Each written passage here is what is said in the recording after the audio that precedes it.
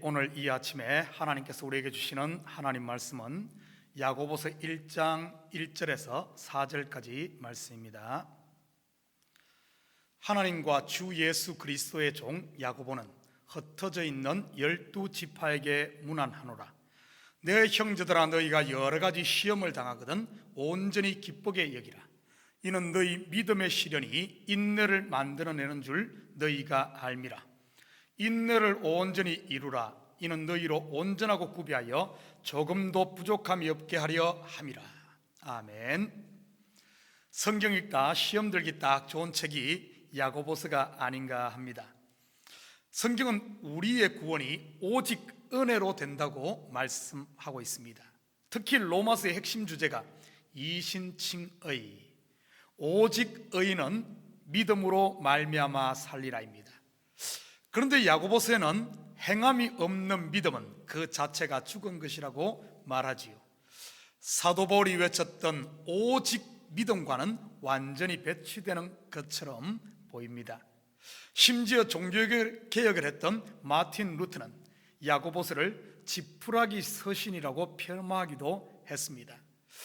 앞으로 새벽 예배를 통해서 야고보서를 살펴보며 이런 오해들을 풀어보도록 한번 하겠습니다.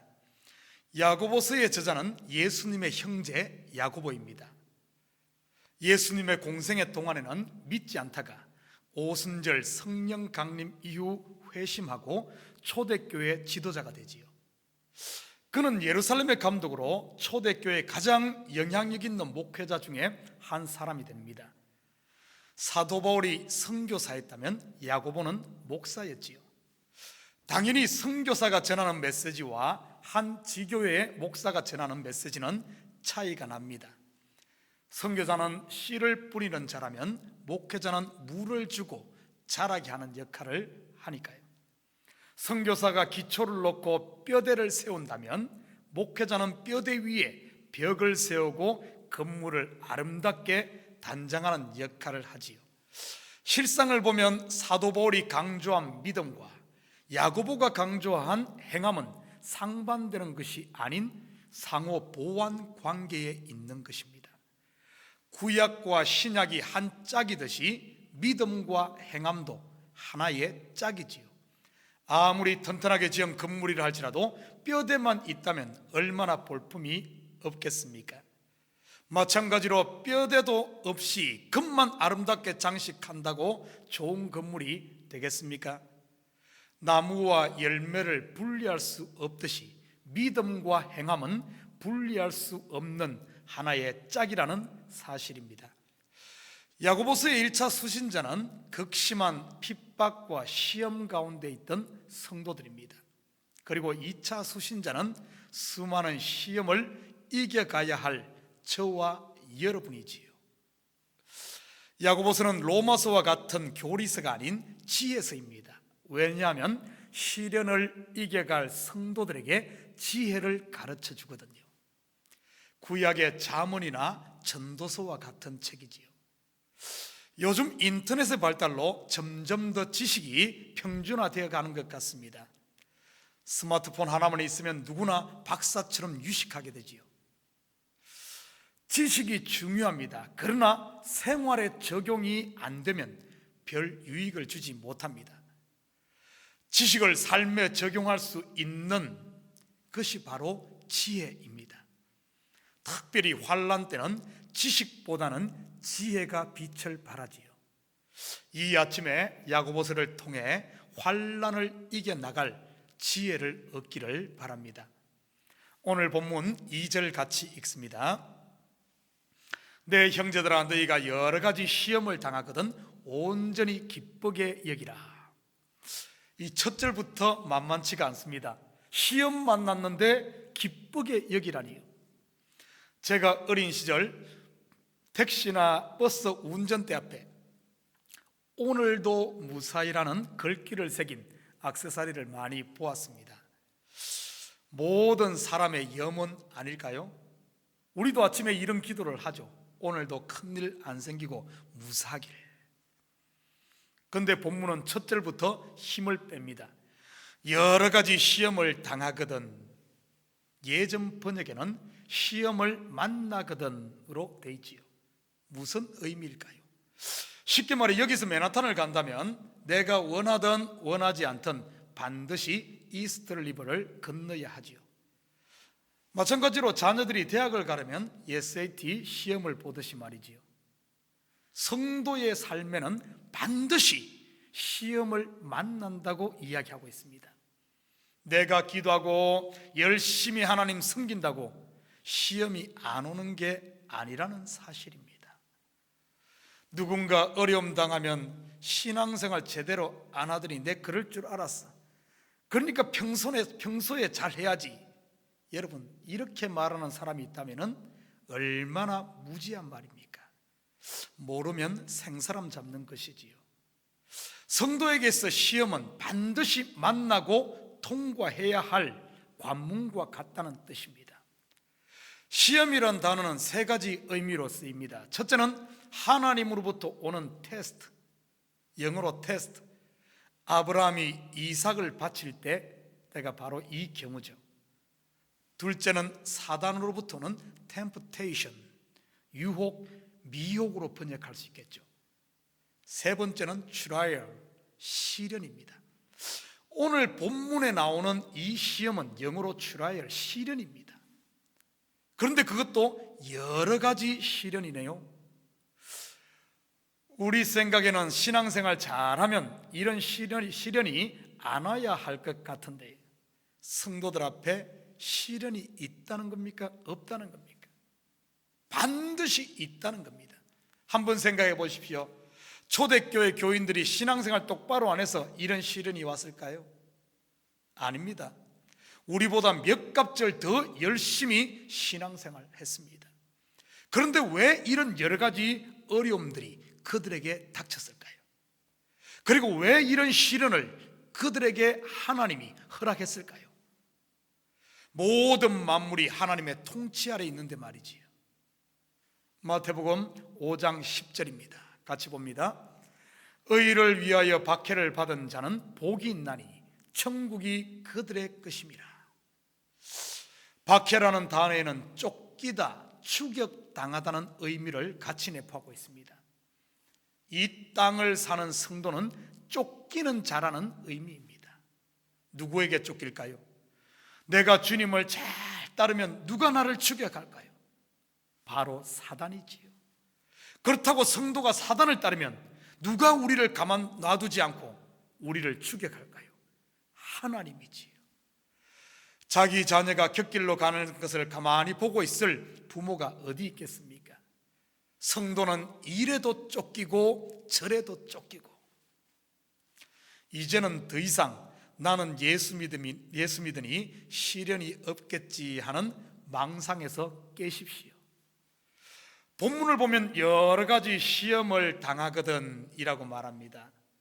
우리말에 엎친데 덮친다는 말이 있듯이 꼭 문제는 한꺼번에 터지는 경향이 있습니다. 저도 이런 경험은 참 많이 한 것 같습니다. 한 가지 일만 생겨도 앞이 캄캄한데 꼭 두세 가지 같이 일이 터집니다. 그런데 오늘 본문은 여러 가지 시험 만나거든 온전히 기쁘게 여기라고 합니다. 여러분, 말이 됩니까? 예, 말이 됩니다. 이런 경우에는요. 제가 한 가지 예를 들어 보도록 하겠습니다. 저에게 집이 한 채 있습니다. 저의 전 재산이지요. 그런데 이 집이 너무 낡고 비가 오면 비도 새고 벽에 금이 가고 항상 그 집에 살면서 불안합니다. 그렇다고 수리할 비용도 없고요. 그런데 엎침대 덮친 격으로 지난방 폭풍 위에 지붕이 날아가 집의 한쪽 면이 무너져 버렸습니다. 그리고 비가 집안에 들어와 온통 난리가 나버렸죠. 더 이상 집을 쓸 수 없는 이런 지경이 되어버렸습니다. 하룻밤 사이에 모든 게 날아가 버렸죠. 그런데 며칠 후 정장을 입은 웬 사내가 와서 무너진 집을 둘러보며 사진을 찍고 뭘 적고 하더라고요. 며칠 후 체크 한 장이 저에게 날아왔는데 새 집 지을 만큼의 금액이 적혀 있었습니다. 보험금이죠. 졸지에 새 집이 생겼습니다. 불안하며 근심 가운데 살던 것이 하루아침에 날아가며 새 집이 생긴 것이죠. 제가 이 사실을 알았다면 폭풍우 치며 지붕 날아갈 때 기뻤을까요? 슬펐을까요? 이 사실을 몰랐다면 얼마나 낙심하며 슬퍼하며 좌절했겠습니까? 그러나 내가 이런 결국을 알았다면요, 아마 겉으로는 내색 못하지만 속으로는 지붕 날아갈 때 쾌재를 불렀을 겁니다. 마찬가지입니다. 아무리 큰 시험이 온다 할지라도 그 끝을 아는 사람이라면 어떨까요?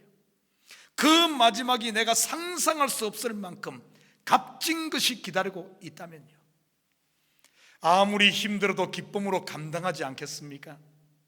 그런데 재미있는 것은 온전히 기쁘게 여기라고 합니다. 여러분, 온전이라는 말은 성도의 시련은 하나님의 섭리 안에 있음을 암시하는 말입니다.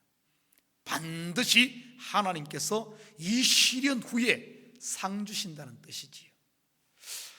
3절입니다. 우리 같이 읽도록 합니다. 이는 너희 믿음의 시련이 인내를 만들어내는 줄 너희가 알미라. 여자분들이 아이를 출산할 때 그 고통이 얼마나 심합니까? 그렇지만 해산은 하나의 과정이라는 사실입니다. 이 과정이 지나면 눈에 넣어도 아프지 않을 자식을 얻기 때문에 여자분들은 그 아픔과 그 고통을 인내하죠. 시련은 그것이 끝이 아니라 인내라는 성령의 열매를 맺는 과정이란 사실입니다. 여러분, 성경을 보면 성령의 열매는 전부 이 과정을 통해 맺히는 것입니다. 사랑과 희락과 화평과 온유와 절제와 성령의 열매는 그냥 맺히는 게 하나도 없습니다. 전부 해산의 고통, 자기 부인을 통해 맺혀지지요. 이 성령의 열매 또한 최종 목적지는 아닙니다. 최종 목적지가 어디인지 보십시다. 오늘 본문 4절입니다. 인내를 온전히 이루라. 이는 너희로 온전하고 구비하여 조금도 부족함이 없게 하려 함이라. 시련을 통해 우리를 이끄시는 최종 목적지는 바로 우리를 온전케 하는 데 있습니다. 온전하다, 영어로는 complete란 단어를 쓰고 있습니다. 우리 믿음의 경주, 꼬린 지점이 어딜까요? 믿음의 주요 온전케 하시는 예수를 바라보자. 바로 그리스도와 하나됨이죠. 어떻게 그분과 하나 됩니까? 모든 게 그분의 은혜였음을 알므로 우리가 그분과 하나 되는 겁니다. 은혜를 은혜로 아는 것이 바로 온전해진다는 뜻입니다. 이것을 다른 성경에서는 정금 같은 믿음이라고 표현하지요. 불순물이 섞이지 않은 100% 순금. 다시 말해, 나는 강고듣고 오직 나에게 그분만 남는 것. 결국 성도에게 있는 시련은 금을 도가니에서 녹여 불순물, 나라는 불순물을 제거하는 과정이라는 사실입니다.